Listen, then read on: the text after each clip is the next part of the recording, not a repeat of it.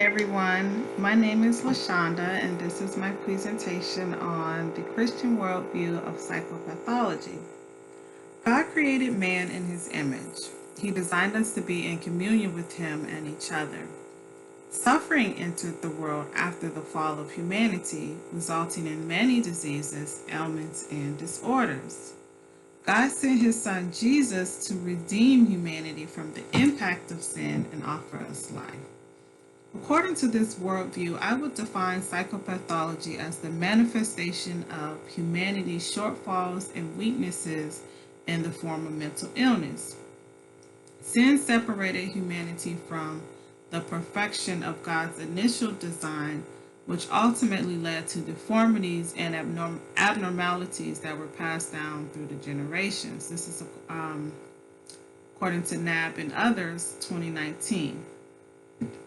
There are many scriptures that discuss sin and the fall of men, but there are not many that specifically mention mental illness or abnormalities. Most of the abnormalities presented in scripture are framed as possession by evil spirits or sicknesses. In the New Testament, individuals with various ailments were brought to Jesus for healing. For example, Luke 4:40 states, "At sunset, the people brought to Jesus all who had various kinds of sickness, and laying his hands on each one, he healed them." Furthermore, Romans 3:23 tells us, "For all have sinned and fall short of the glory." With this, we know that sin and the inherent consequences are ingrained in the fabric of human life. God offers a solution and ultimate redemption, but in some cases, there are still remaining consequences that we have to face.